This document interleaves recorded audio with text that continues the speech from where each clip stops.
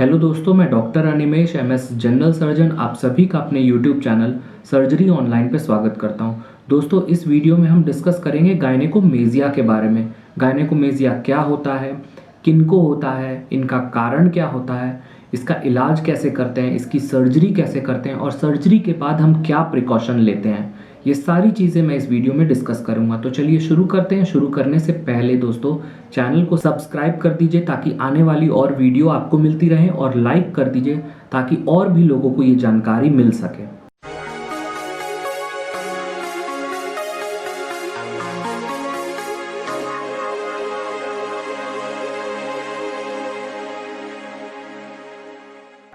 तो दोस्तों सबसे पहले हम डिस्कस करेंगे कि गायनेकोमेसिया होता क्या है। तो देखिए, गायनेकोमेसिया का मतलब होता है फीमेल की तरह मेल्स में ब्रेस्ट का डेवलपमेंट होना, मतलब लड़कों में लड़कियों की जैसी छाती हो जाना या ब्रेस्ट का डेवलपमेंट हो जाना लड़कों में।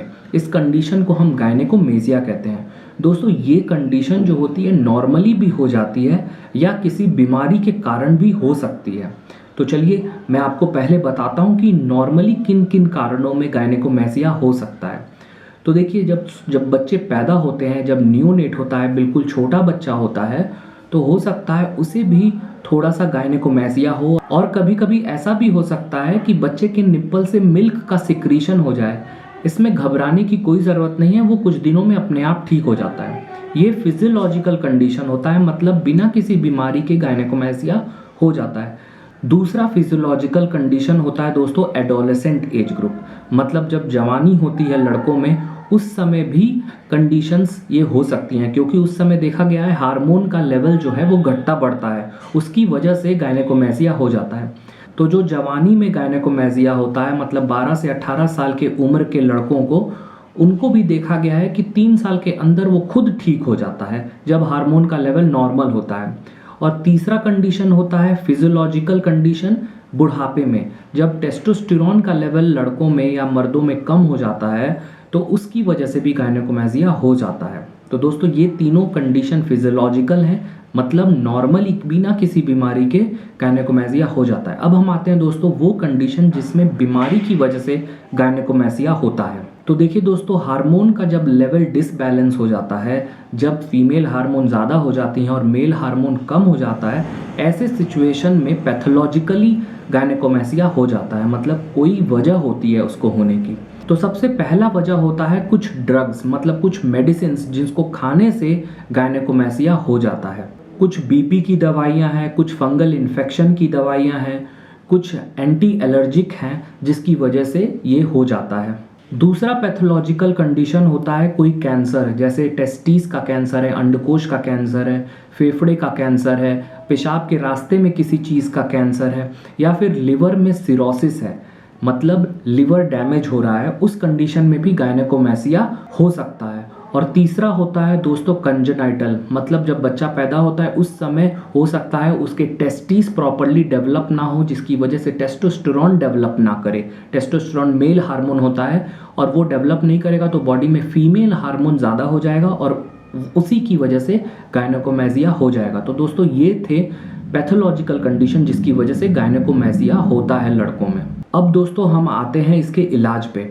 तो देखिए, सबसे पहली चीज़ मैं आपको बता दूं, ये हमें पता लगाना ज़रूरी होता है कि गायनेकोमेसिया फिजियोलॉजिकल है या पैथोलॉजिकल, क्योंकि अगर फिजियोलॉजिकल गायनेकोमेसिया होता है तो वो बिना किसी ट्रीटमेंट के खुद ठीक हो जाता है, लेकिन अगर पैथोलॉजिकली होता है गायनेकोमेसिया तो हमें वो कारण ठीक करना पड़ता है जिसकी वजह से गायनेकोमेसिया हो रहा है। जैसे अगर कोई ड्रग लेता है, कोई दवा लेता है जिसकी वजह से हो रहा है, तो उस दवा को बंद करना पड़ेगा या फिर कोई और दवा उसकी जगह पे देना पड़ेगा जिसकी वजह से गायनेकोमेसिया ना हो। दूसरा पॉइंट होता है दोस्तों इलाज में कि अगर बॉडी में कोई ट्यूमर है, जैसे टेस्टिकुलर ट्यूमर है या फिर लिवर सिरोसिस है या किडनी फेलियर है या फेफड़े का कैंसर है, तो उसका इलाज करने से भी गायनेकोमेसिया ठीक हो जाता है। और तीसरा ट्रीटमेंट होता है दोस्तों सर्जरी। गायनेकोमेसिया को ठीक करने के लिए कोई भी एक्सरसाइज नहीं है, कोई भी दवा नहीं है जो गायनेकोमेसिया को ठीक कर सके, इसलिए आप दवा के चक्कर में या एक्सरसाइज के चक्कर में ना रहें। अगर आपको गायनेकोमेसिया है, अगर फीमेल की तरह ब्रेस्ट डेवलपमेंट आपको हो गया है, तो आप सर्जन को ज़रूर कंसल्ट करें। दोस्तों सर्जरी जो होती है वो 2-3 तरीके की होती है। एक होता है रिडक्शन मैमोप्लास्टी, जिसमें हम ब्रेस्ट टिश्यू को रिड्यूस कर देते हैं, साइज़ छोटा हो जाता है। दूसरा होता है दोस्तों लाइपोसक्शन, जिसमें हम फैट कोट निकाल देते हैं, तो उससे शेप अच्छा हो जाता है, ब्रेस्ट का फ्लैट हो जाता है। और तीसरा होता है दोस्तों ग्लैंड का एक्सिशन, जिसमें हम छोटा सा चीरा लगा के ग्लैंड को निकाल लेते हैं। दोस्तों एक और सर्जरी होती है जो बड़ी सर्जरी होती है, अगर ब्रेस्ट टिश्यू बहुत ज़्यादा बड़ा हो जाता है तो हम उसमें मैस्टेक्टमी भी कर सकते हैं, मतलब चीरा लगा के जिस तरह से ब्रेस्ट कैंसर का इलाज किया जाता है उसी तरीके से गायनेकोमेस्टिया का इलाज कर सकते हैं अगर बहुत ज़्यादा साइज़ बढ़ गया है तो दोस्तों इस तरीके से सर्जरी की जाती है। मैं आने वाले वीडियो में और भी डिटेल में बताऊंगा इसके बारे में। वैसे गायनेकोमेस्टिया के बारे में तो मैंने सारी डिटेल इस वीडियो में बता दी है। अब नेक्स्ट जो मैंने नहीं बताया वो ये है दोस्तों कि सर्जरी के बाद आपको क्या प्रिकॉशन लेना है। तो देखिए सर्जरी के बाद आपको कुछ दिनों तक एक्सरसाइज नहीं करना है, जिम नहीं जाना है, क्योंकि उससे करने से क्या होगा, जो जहाँ पे ऑपरेशन हुआ है वहाँ पानी भर सकता है और फिर से दोबारा से ग्रोथ हो सकती है, दोबारा से ब्रेस्ट टिश्यू आ सकता है। इसलिए कुछ महीनों तक 4, 5 या 6 महीने तक आपको जिम नहीं जाना है, बहुत एक्सरसाइज नहीं करना है, अवॉइड करना है। और दोस्तों मोटापा भी आपको कंट्रोल में रखना है। बहुत ज़्यादा डाइट लेंगे तो जिससे मोटे होंगे और फिर से फैट का डिपोजिशन होगा और फिर से गायनेकोमेस्टिया हो जाएगा। तो आपको बहुत ज़्यादा मोटा भी नहीं होना है, डाइट कंट्रोल रखना है और अपने डॉक्टर से रेगुलर टच में रहें। दोस्तों उम्मीद है वीडियो में दी गई जानकारी आपको पसंद आई होगी। अगर अच्छा लगा हो तो लाइक करें, शेयर करें ताकि सभी को इन्फॉर्मेशन मिले, और सब्सक्राइब करना ना भूलें क्योंकि आने वाली और भी वीडियोस इंटरेस्टिंग होने वाली हैं और आपको बहुत सारी इन्फॉर्मेशन मिलेगी हेल्थ से रिलेटेड। तो दोस्तों मिलते हैं नेक्स्ट वीडियो में, तब तक के लिए टेक केयर।